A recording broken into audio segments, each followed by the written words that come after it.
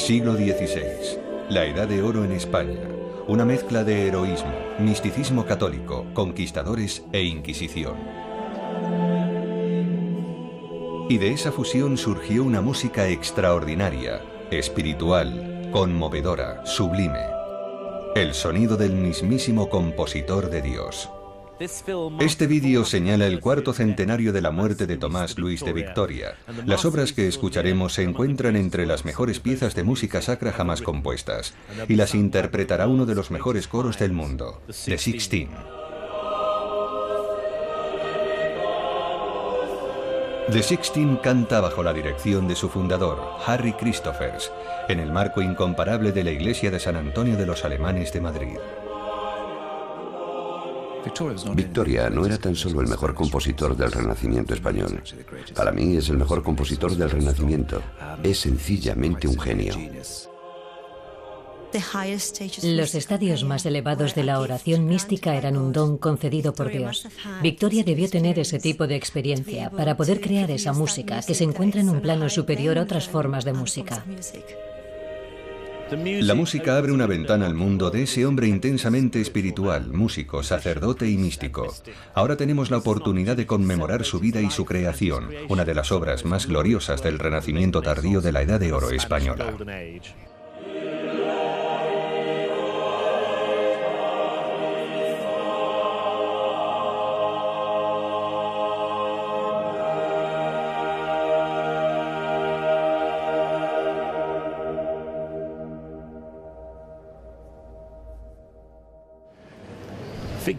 Victoria siempre ha formado parte de mi vida musical, pero sigue manteniendo un aura de misterio. Otros compositores como el italiano Palestrina o los ingleses Berg y Tallis han tenido siempre una presencia más notoria. Pero Harry Christophers cree que Victoria es un compositor genial y que sus obras están empezando a gozar del reconocimiento que merecen. Para mí, una de las cosas más increíbles de Victoria es la forma en la que puedes interpretar su música, en la que puedes ser increíblemente audaz con la dinámica. Y a veces, durante las actuaciones, todos nosotros como grupo nos sentimos abrumados por la emoción que nos transmite esta música. En un simple motete puedes crear unos efectos increíbles que consiguen que el espectador se levante de su asiento y no sepa qué es lo que viene a continuación.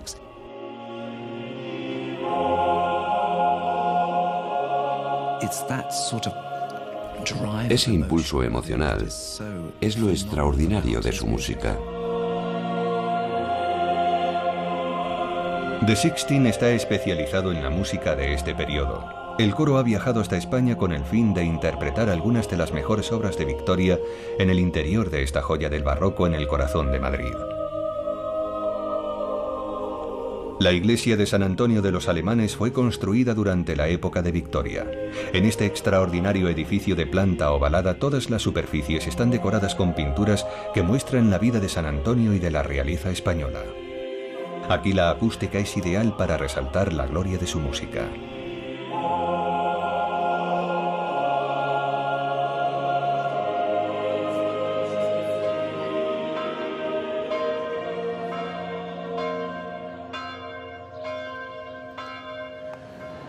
Victoria alcanzó la madurez en lo que fue una época turbulenta y emocionante de la historia de España.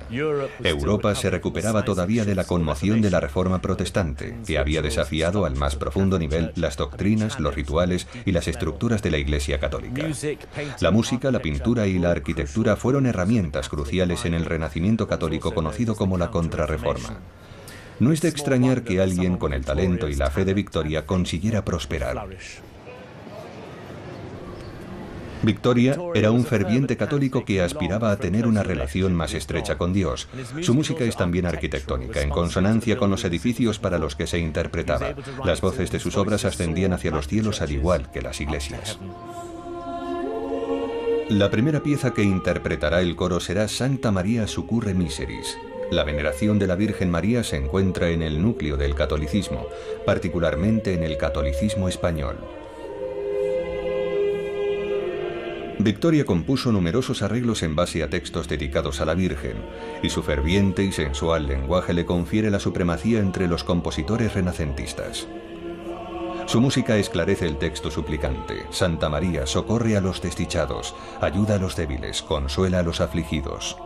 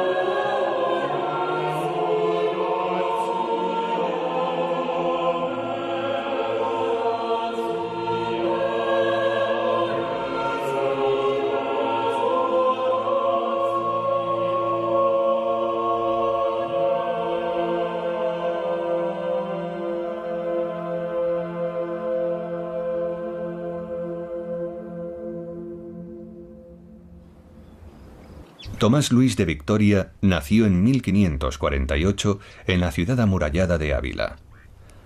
Ávila se encuentra a 88 kilómetros al noroeste de Madrid, rodeada por las mesetas del Sistema Central, elevándose frente al seco y austero paisaje rocoso, en un bello entorno. Conocemos algunos detalles tentadores sobre la vida de Victoria. Sabemos, por ejemplo, que era el séptimo de 11 hijos y que su familia prosperaba socialmente, hombres de negocios, oficiales navales, clérigos. 2 de sus tíos eran sacerdotes.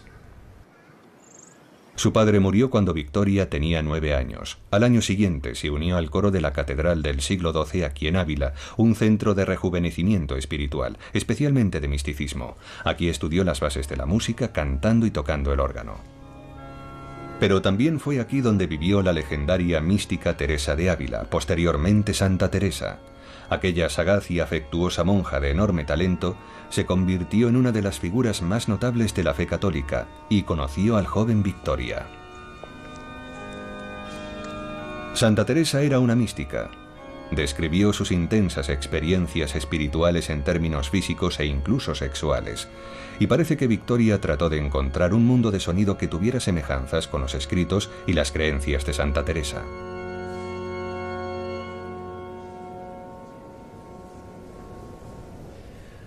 ¡Qué maravilla de edificio! Está decorado con enorme riqueza, pero de algún modo, quizá por la calidad de la piedra, transmite la sensación de ser ligero como el aire. Qué alegría haber escuchado al coro cantando desde aquí y distinguir el juego individual de las distintas voces en una obra maestra de la polifonía. Victoria de niño se habría sentado en uno de estos bancos, leyendo la partitura del Facistol. De hecho, la catedral todavía conserva bellos manuscritos del siglo XVI que el propio Victoria debió leer.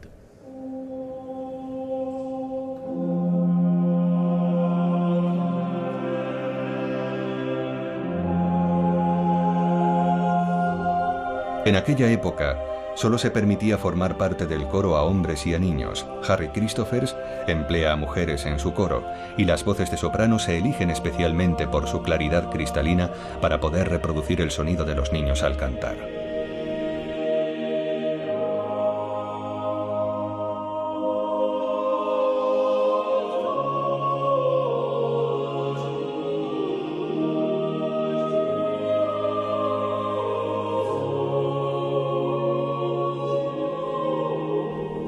Existe un momento decisivo en la carrera y en la vida de todo cantante masculino, y es cuando le cambia la voz. Eso le sucedió a Victoria con 17 años. Pero se consideraba que tenía el suficiente talento como para que el propio rey apadrinara su educación. Felipe II desembolsó 45.000 maravedíes, una gran cantidad de dinero, y Victoria abandonó Ávila y viajó a Roma para estudiar con los jesuitas, una orden poderosa y agresiva en el mundo de la educación que se consideraba a sí misma como un ejército en plena batalla para defender las creencias y las prácticas tradicionales católicas.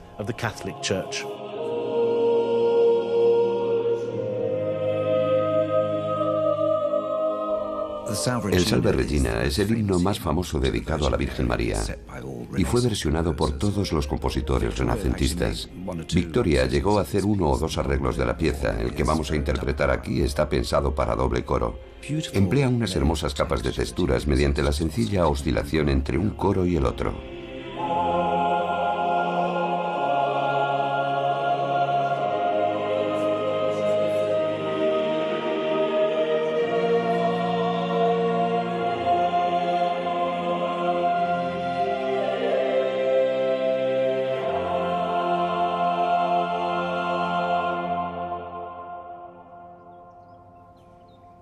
En 1565 Victoria ingresó en el Collegium Germanicum.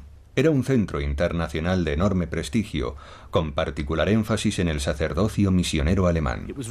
Lo dirigía un comité de 6 cardenales protectores que decidió que los alumnos debían vestir sotanas rojas, por lo que se los conocía como los gambericotti, las langostas hervidas. Para ingresar en la institución, Victoria obtuvo la recomendación de nada menos que de Teresa de Ávila.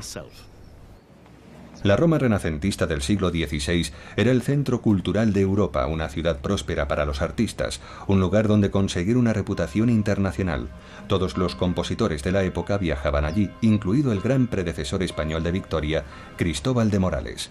Y Victoria, casi con toda seguridad, conoció y puede incluso que recibiera lecciones de Palestrina, aclamado como el príncipe de la música, y quizá el compositor más importante del momento.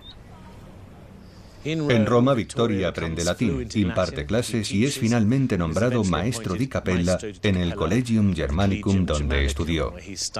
En 1575 se ordena sacerdote, un signo de su devoción por la Iglesia. Y es una vocación verdadera. Nunca compondrá otra cosa que música sacra.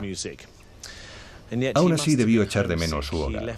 Abandonó su corazón en España, y eso se puede apreciar en su motete de exilio, Super Flumina Babylonis.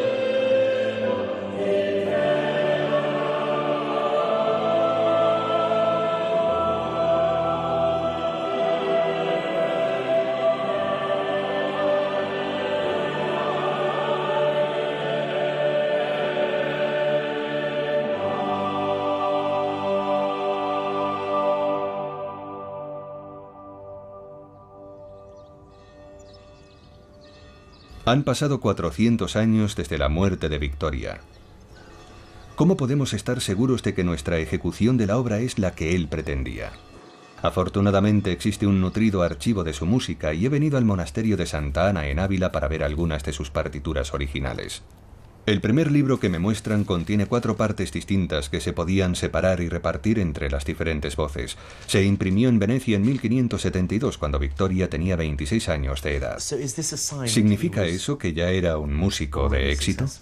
Sobre todo lo sorprendente es la madurez que muestra Victoria en estas obras, porque estas mismas obras las va a reeditar posteriormente prácticamente sin ninguna modificación. Eso quiere decir que eran ya obras que estaban perfectamente acabadas, siendo sus primeras publicaciones. ¿Tiene usted alguna muestra de su caligrafía? Lo que sí que tenemos es algunas correcciones, por ejemplo, ¿no? Esto es una edición facsímil, no es un original, pero que se conserva en la Biblioteca Nacional de Roma, de unos salmos editados por él. Sí que lo es, por ejemplo, la cabecera, Tomé Ludovic de Victoria, y hay luego textos. Esto, por ejemplo, sí que es un texto escrito por él. Esta es su grafía. Y estos son instrucciones para la imprenta, ¿no es así? Efectivamente.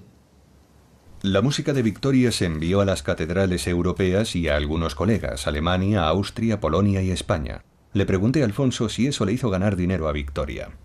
Hay otros historiadores que han defendido que se hizo efectivamente bastante rico con la venta de sus obras, porque lo envió a muchas catedrales y le pagaron.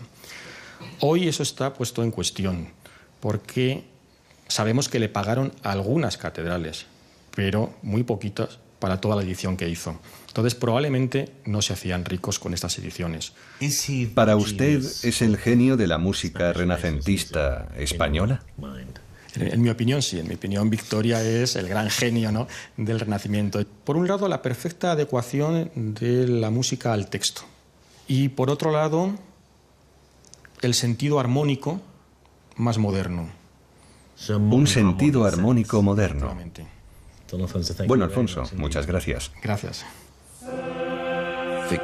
Victoria compuso una gran cantidad de música para Cuaresma.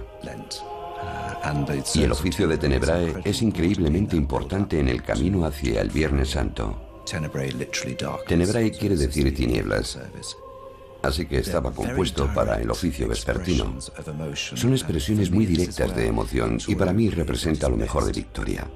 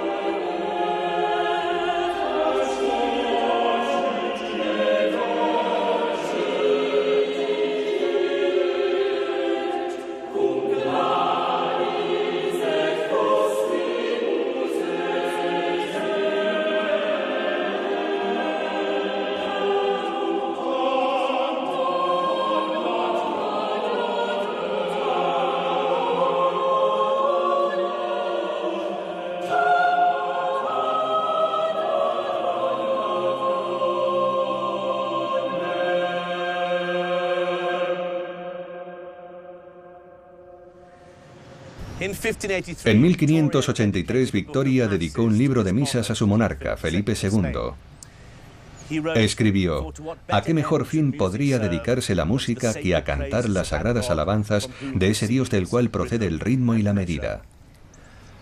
La naturaleza lujosa de esas publicaciones refleja de alguna manera la alta estima en que se tuvo a Victoria a lo largo de su vida, y también refleja las texturas y colores extraños y maravillosos de su música.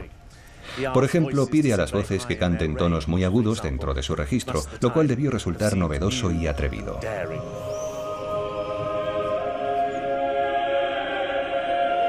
He acudido al Museo del Prado en Madrid para admirar la obra de un contemporáneo de Victoria afincado en Roma. Un pintor de Creta que también empezaba a llamar la atención. Se consideraba a sí mismo un devoto católico y se hizo famoso por su dramática pintura religiosa. Su nombre era Doménicos Theotokopoulos, que posteriormente se haría famoso en España como el Greco, el griego.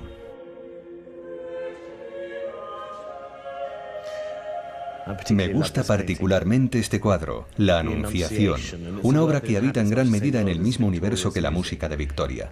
Comparten el mismo sentido teatral y dramático, una combinación de intensa aspiración espiritual y de regocijo por el mundo físico. El Greco dijo que el color era el elemento más importante de su obra, y aquí hay grandes manchas de color, rosas, azules, marrones y verdes, y en el centro una explosión de luz cuando el Espíritu Santo atraviesa el lienzo para visitar a una María sin duda aterrorizada.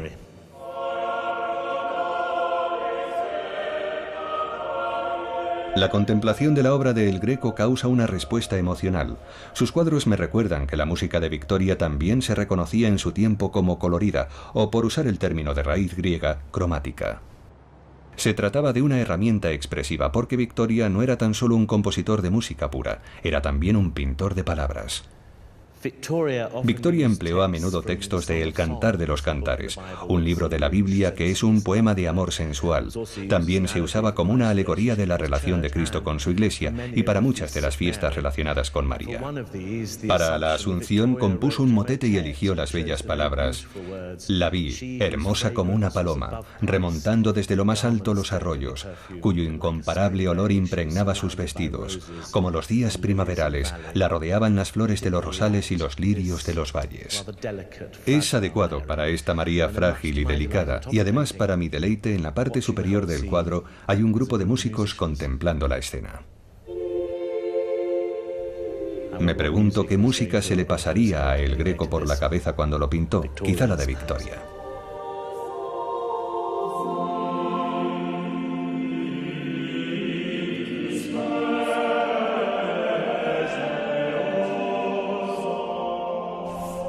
Vidi Speciosam es un motete muy especial.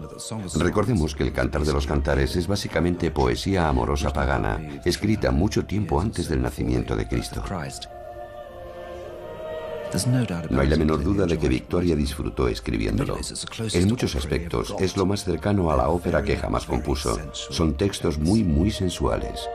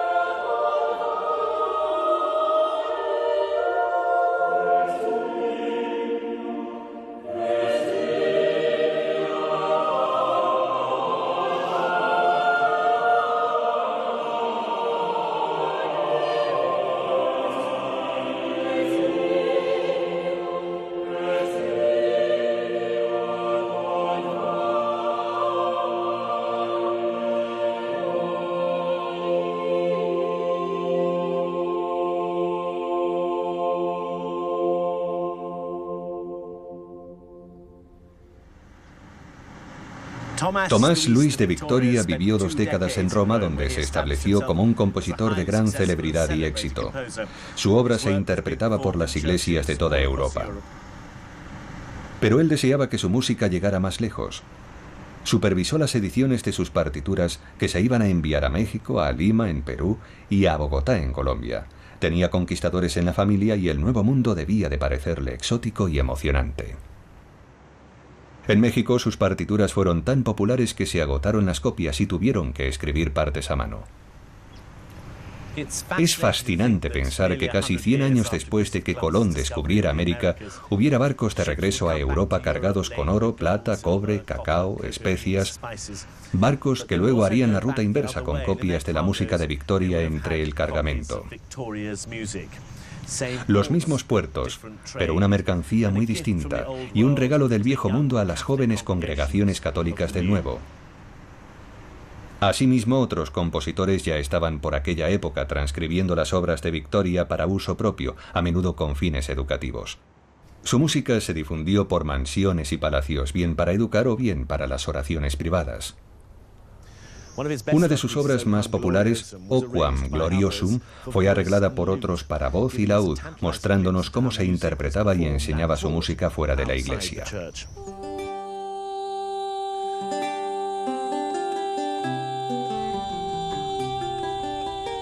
La música sacra no era tan solo para los oficios divinos y para la actuación de un coro exclusivamente masculino, tal y como eran los coros en la época de Victoria. Existen muchos ejemplos en esta clase de repertorio de una ejecución con una voz cantante y un florido acompañamiento de laúd, y probablemente se hiciera para enseñar a cantar a las jóvenes princesas.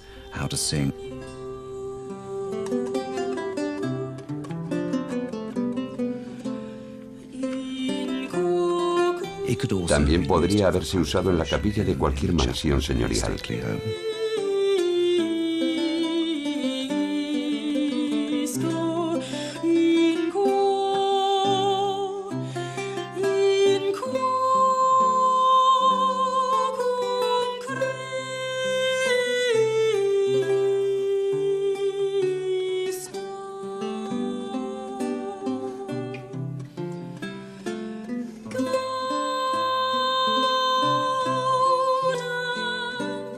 Go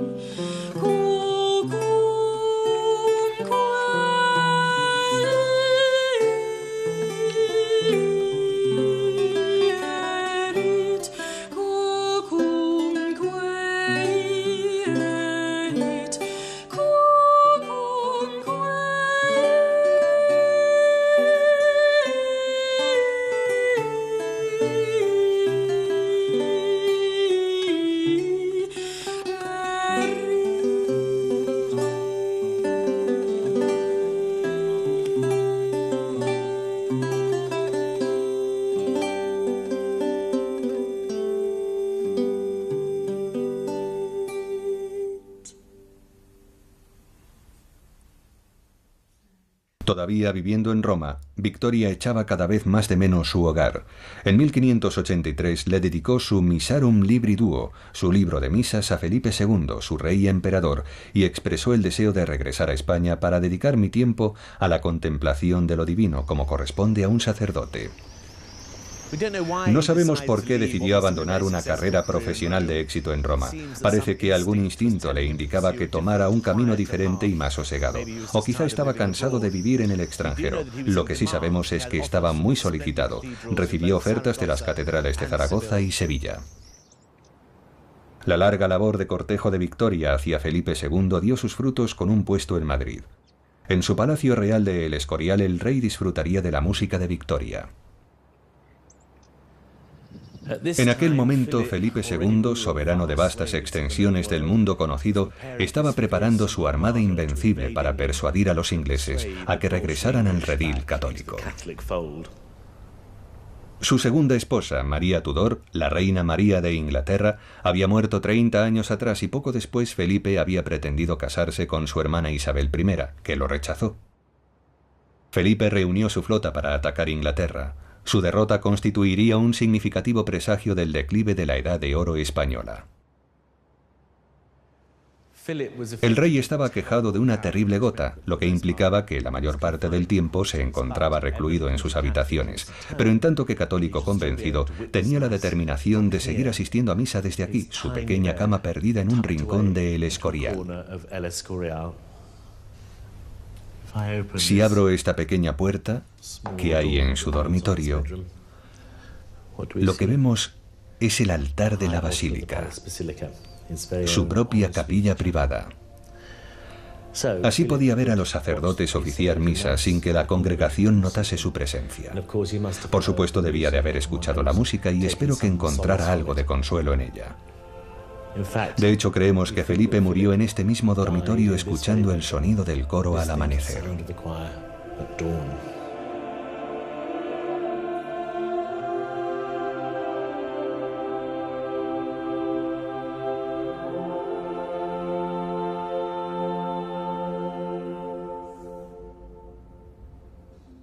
Entre la extensa obra de Victoria se encuentra una música sublime para oficios especiales. De particular interés es su obra para la Semana Santa. Es, por su alcance, prácticamente única para un compositor del siglo XVI. Es música litúrgica que transporta a los devotos y cada pieza tiene un propósito específico. Sus lamentaciones ofrecen una particular intensidad expresiva, apasionadamente sombría, misteriosa. Las Lamentaciones de Jeremías fueron versionadas por todos los mejores compositores del Renacimiento. El arreglo de Victoria es bastante increíble. Lo que para mí singulariza a Victoria entre todos los compositores es que llega absolutamente hasta el fondo de los textos. Son interpretaciones muy personales.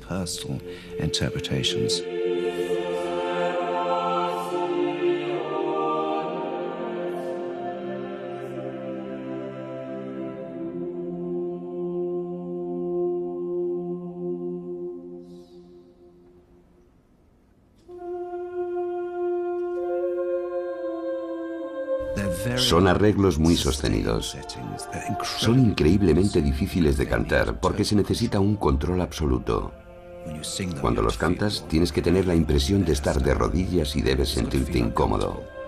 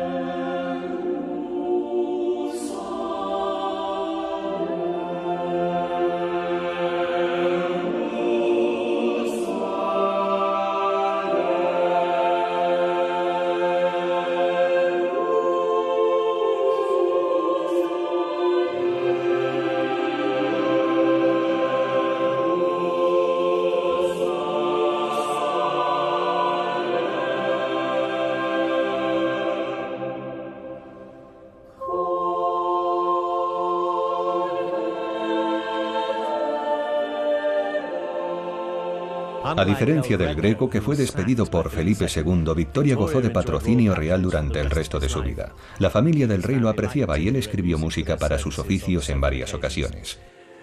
Mientras que el rey residía en su vasto palacio con su magnífica capilla, su hermana María, al regresar a España tras la muerte de su marido, el emperador Maximiliano, llevó una vida muy distinta.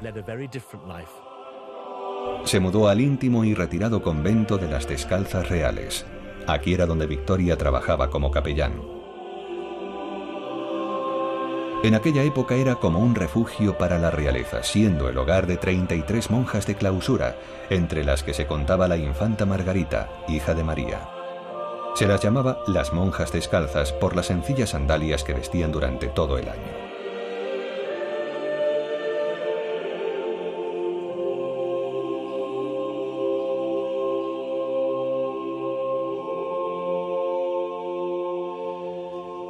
Aquí es donde Victoria trabajó felizmente durante un cuarto de siglo. Aquí tocó el órgano, impartió lecciones de canto, ofició como sacerdote y se entregó a la oración. Sabemos que la élite de Madrid venía a este convento para escuchar su música y que sus obras se seguían publicando porque viajó a Roma para supervisar una edición de sus partituras, por lo que parece obvio que aún deseaba que su música se conociera y se interpretara.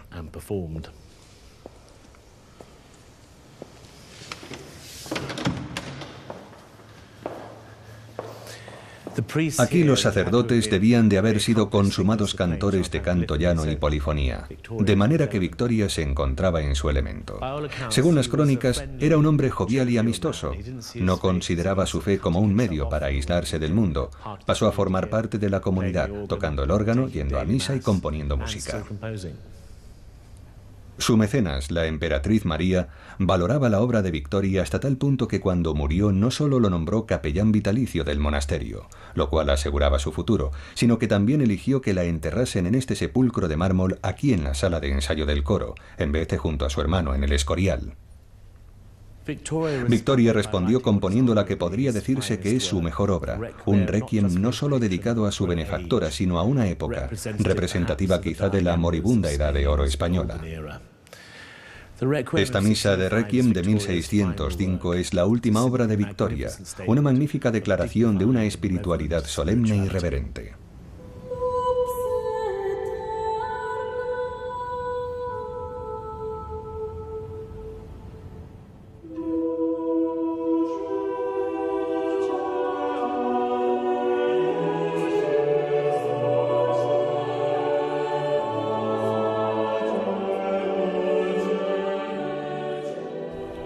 El Requiem de 1605 es el mejor legado de la producción de Victoria. Para mí es el mejor Requiem escrito por un compositor del Renacimiento. Es una hermosa versión con una letra esclarecedora.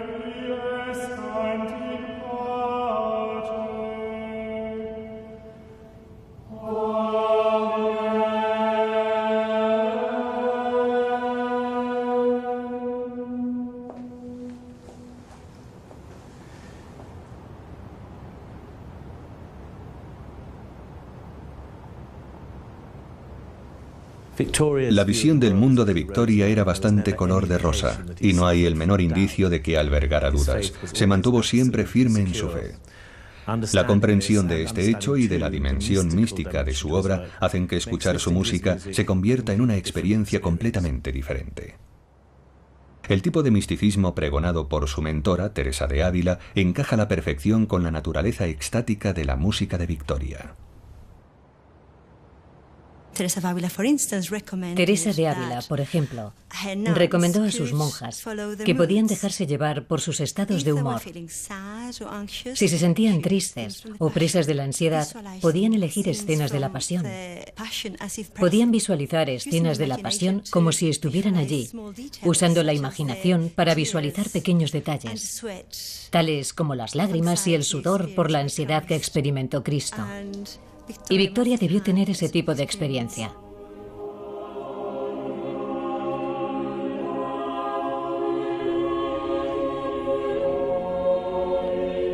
Congratulamini Mihi es en verdad la culminación de todas las facetas de Victoria. Su misticismo, sus aspectos académicos, su vida como compositor, su vida como sacerdote. Para mí todo se condensa en este motete. Comenzando con unos colores tonales humildes y minimalistas, nos lleva hasta la gran efervescencia del aleluya final, simplemente glorioso.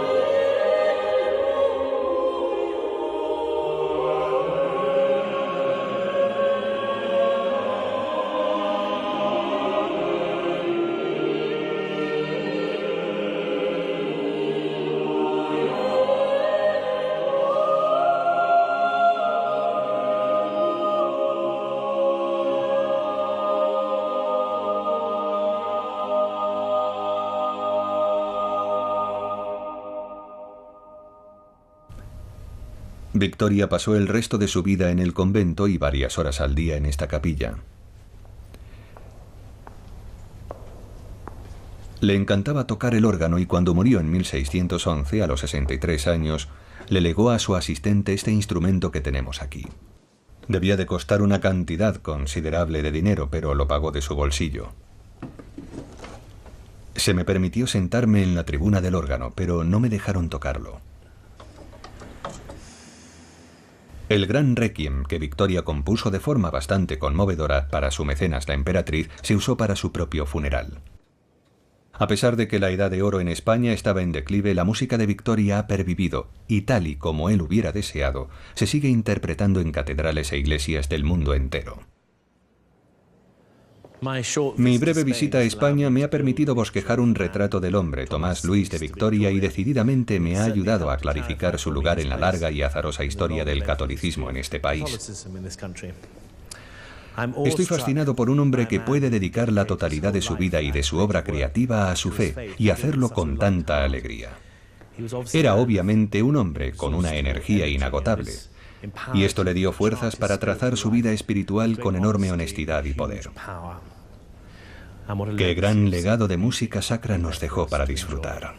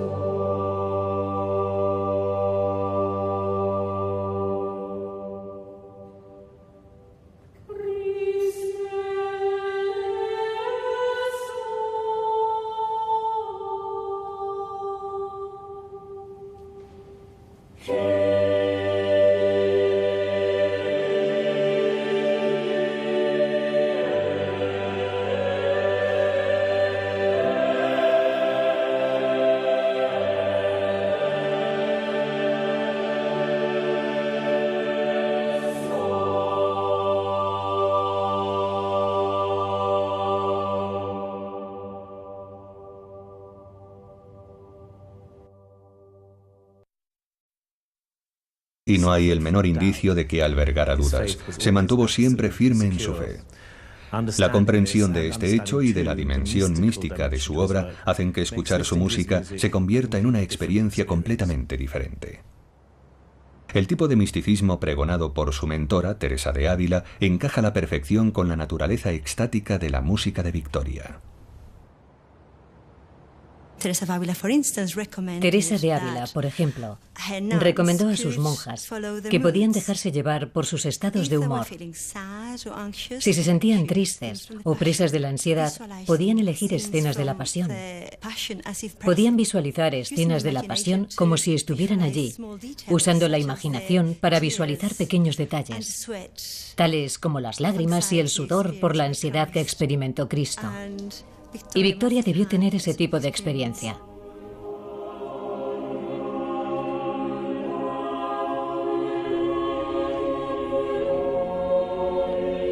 Congratulamini mihi es en verdad la culminación de todas las facetas de Victoria. Su misticismo, sus aspectos académicos, su vida como compositor, su vida como sacerdote. Para mí todo se condensa en este motete. Comenzando con unos colores tonales humildes y minimalistas, nos lleva hasta la gran efervescencia del aleluya final, simplemente glorioso.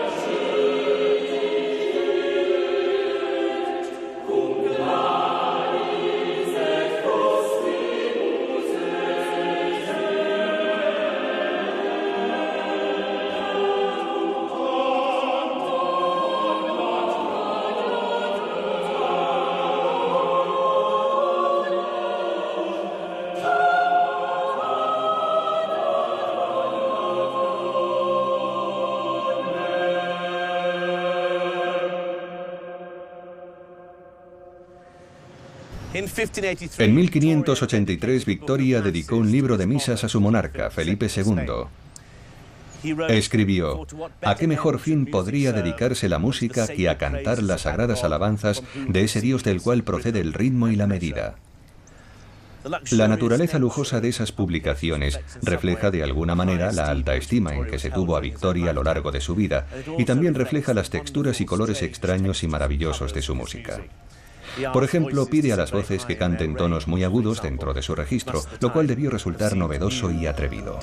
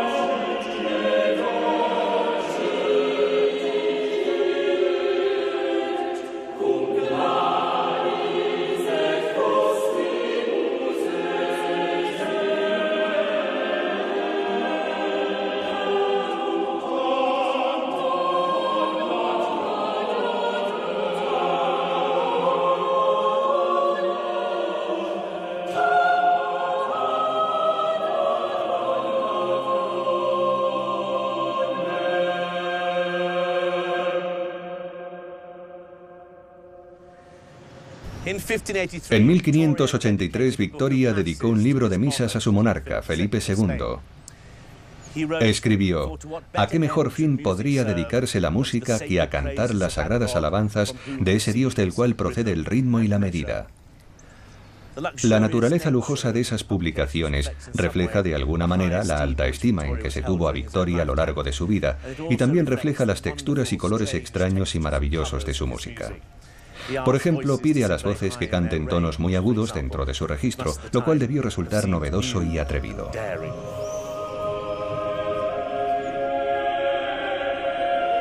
He acudido al Museo del Prado en Madrid para admirar la obra de un contemporáneo de Victoria afincado en Roma. Un pintor de Creta que también empezaba a llamar la atención. Se consideraba a sí mismo un devoto católico y se hizo famoso por su dramática pintura religiosa. Su nombre era Doménicos Theotokopoulos, que posteriormente se haría famoso en España como el Greco, el griego.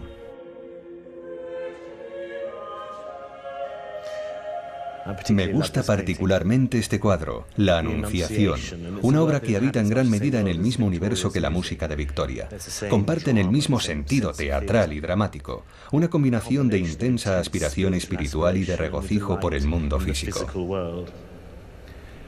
El Greco dijo que el color era el elemento más importante de su obra, y aquí hay grandes manchas de color, rosas, azules, marrones y verdes, y en el centro una explosión de luz cuando el Espíritu Santo atraviesa el lienzo para visitar a una María sin duda aterrorizada.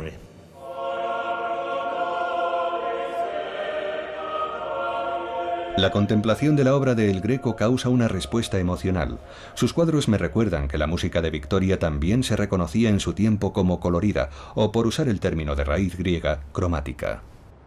Se trataba de una herramienta.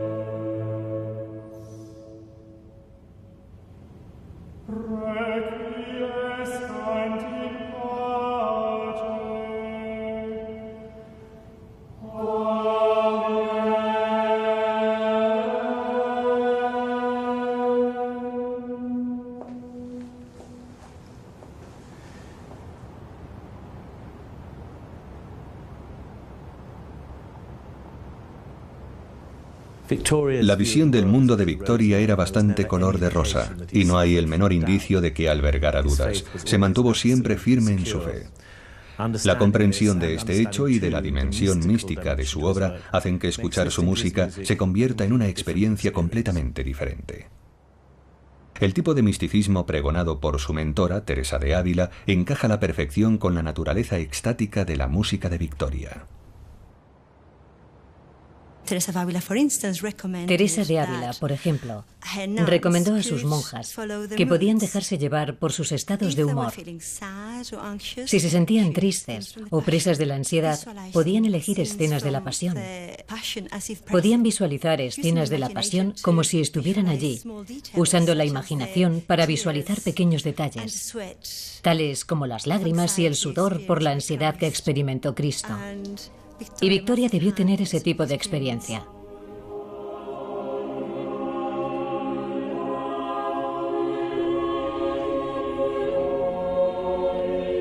Congratulamini Mihi es en verdad la culminación de todas las facetas de Victoria.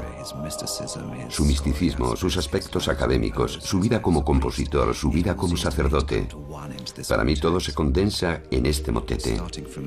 Comenzando con unos colores tonales humildes y minimalistas, nos lleva hasta la gran efervescencia del aleluya final, simplemente glorioso.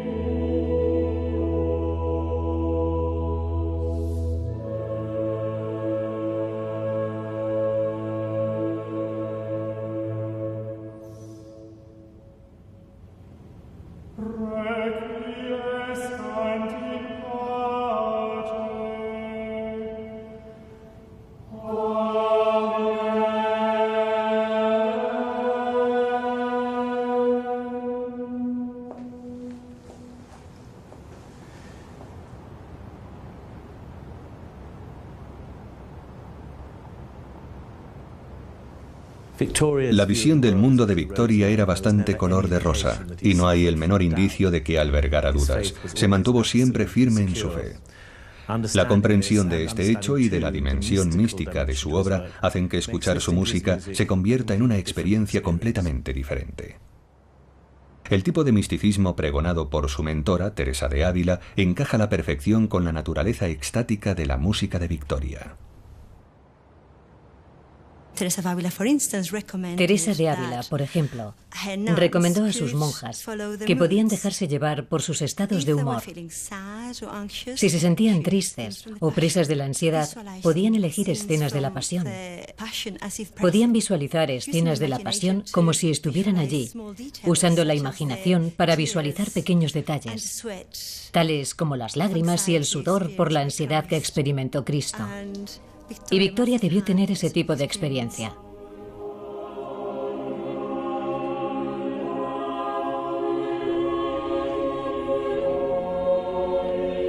Congratulamini mihi es en verdad Se haría famoso en España como el Greco, el griego.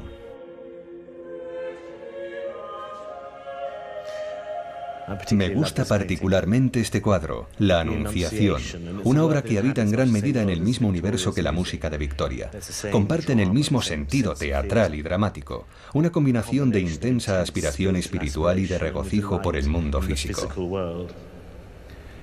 El Greco dijo que el color era el elemento más importante de su obra, y aquí hay grandes manchas de color, rosas, azules, marrones y verdes, y en el centro una explosión de luz cuando el Espíritu Santo atraviesa el lienzo para visitar a una María sin duda aterrorizada.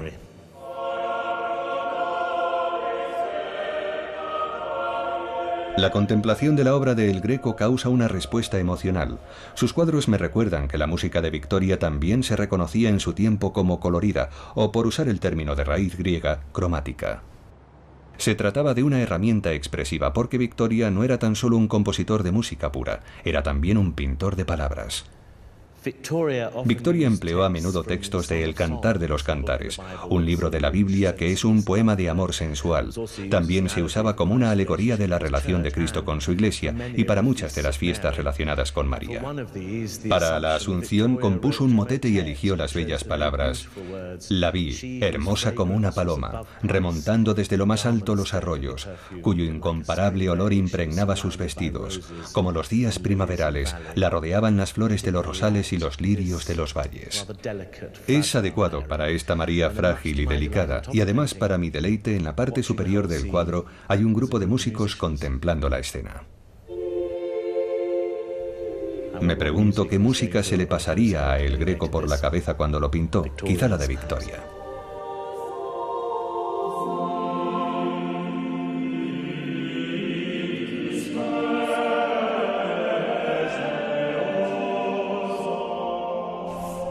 Vidi Speciosam es un motete muy especial. Recordemos que el Cantar de los Cantares es básicamente poesía amorosa pagana, escrita mucho tiempo antes del nacimiento de Cristo. No hay la menor duda de que Victoria disfrutó escribiéndolo. En muchos aspectos es lo más cercano a la ópera que jamás compuso. Son textos muy sensuales.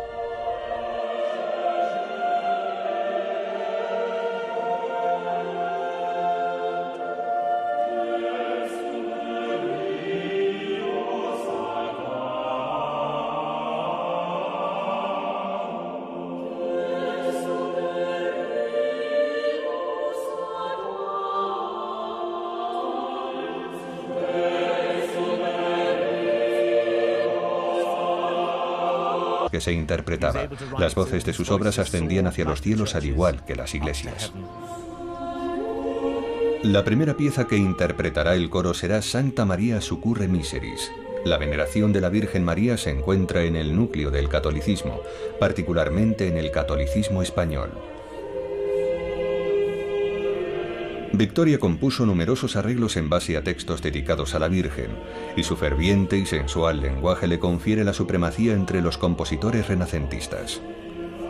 Su música esclarece el texto suplicante: Santa María, socorre a los desdichados, ayuda a los débiles, consuela a los afligidos.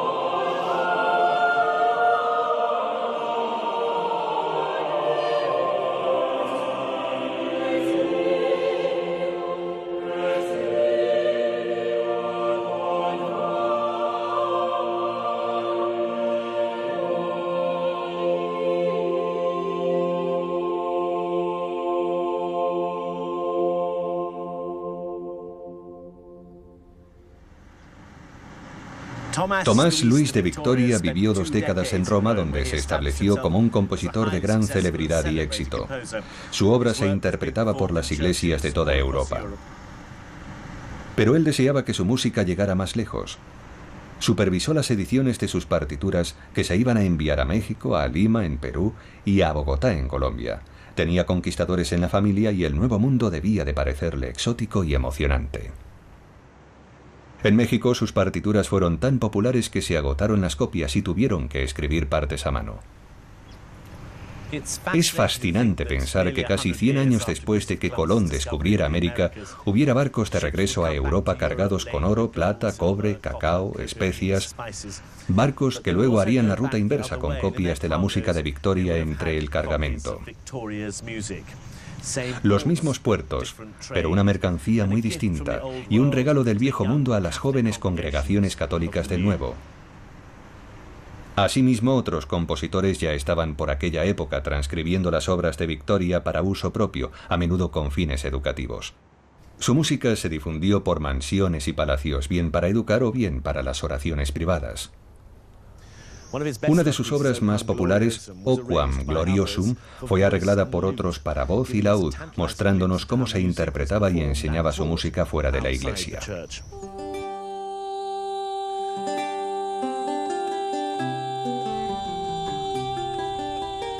La música sacra no era tan solo para los oficios divinos y para la actuación de un coro exclusivamente masculino, tal y como eran los coros en la época de Victoria. Existen muchos ejemplos en esta clase de repertorio de una ejecución con una voz cantante y un florido acompañamiento de laúd, y probablemente se hiciera para enseñar a cantar a las jóvenes princesas.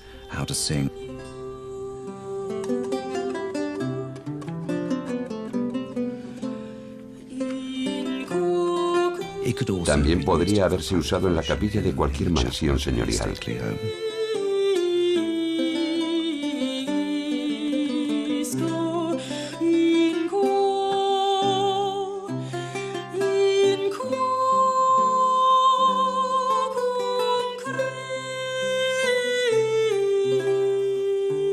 Verdadera. Nunca compondrá otra cosa que música sacra. Aún así debió echar de menos su hogar. Abandonó su corazón en España, y eso se puede apreciar en su motete de exilio, Super Flumina Babylonis.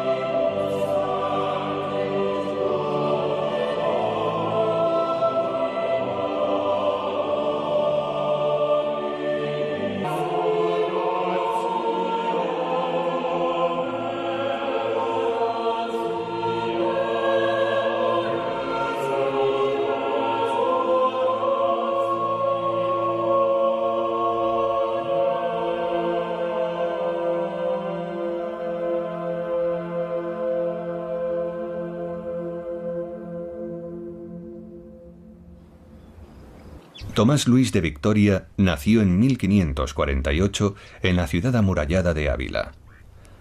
Ávila se encuentra a 88 kilómetros al noroeste de Madrid, rodeada por las mesetas del Sistema Central, elevándose frente al seco y austero paisaje rocoso, en un bello entorno. Conocemos algunos detalles tentadores sobre la vida de Victoria. Sabemos, por ejemplo, que era el séptimo de 11 hijos y que su familia prosperaba socialmente, hombres de negocios, oficiales navales, clérigos. 2 de sus tíos eran sacerdotes. Su padre murió cuando Victoria tenía 9 años. Al año siguiente se unió al coro de la Catedral del siglo XII aquí en Ávila, un centro de rejuvenecimiento espiritual, especialmente de misticismo. Aquí estudió las bases de la música, cantando y tocando el órgano. Pero también fue aquí donde vivió la legendaria mística Teresa de Ávila, posteriormente Santa Teresa. Aquella sagaz y afectuosa monja de enorme talento se convirtió en una de las figuras más notables de la fe católica y conoció al joven Victoria. Santa Teresa era una mística. Describió sus intensas experiencias espirituales en términos físicos e incluso sexuales, y parece que Victoria trató de encontrar un mundo de sonido que tuviera semejanzas con los escritos y las creencias de Santa Teresa.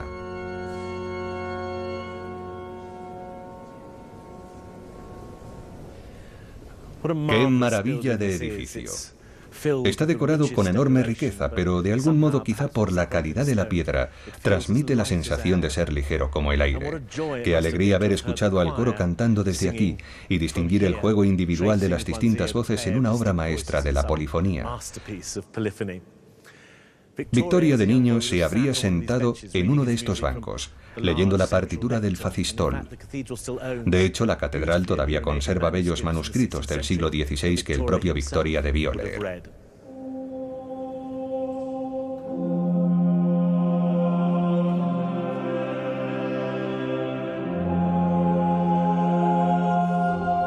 En aquella época, solo se permitía formar parte del coro a hombres y a niños. Harry Christophers emplea a mujeres en su coro, y las voces de soprano se eligen especialmente por su claridad cristalina para poder reproducir el sonido de los niños al cantar.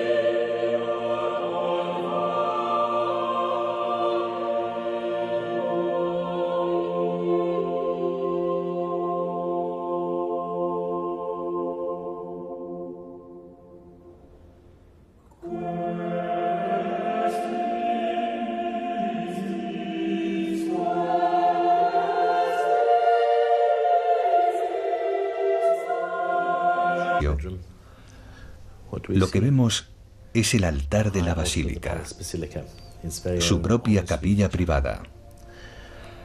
Así podía ver a los sacerdotes oficiar misa sin que la congregación notase su presencia. Por supuesto, debía de haber escuchado la música y espero que encontrara algo de consuelo en ella. De hecho, creemos que Felipe murió en este mismo dormitorio escuchando el sonido del coro al amanecer.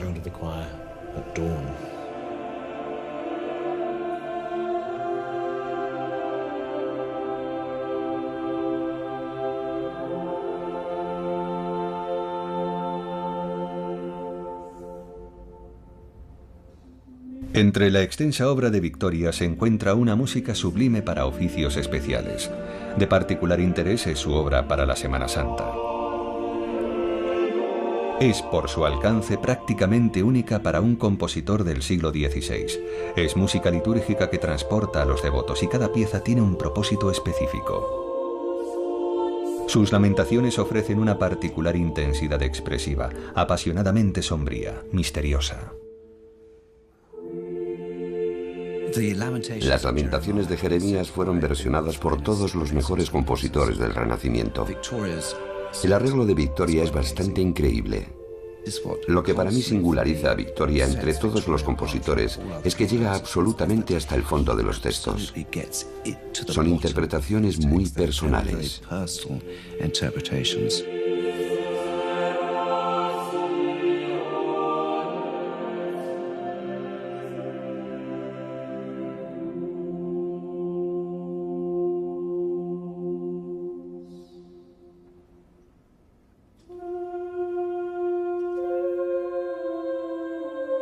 Son arreglos muy sostenidos.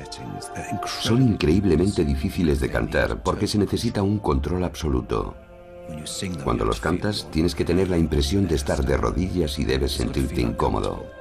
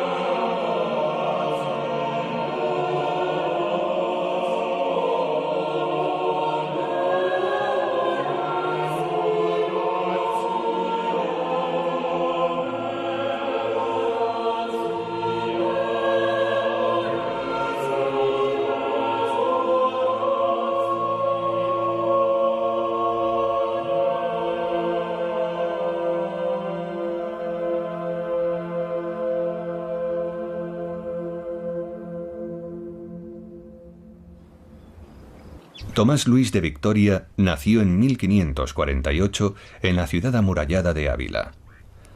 Ávila se encuentra a 88 kilómetros al noroeste de Madrid, rodeada por las mesetas del Sistema Central, elevándose frente al seco y austero paisaje rocoso, en un bello entorno.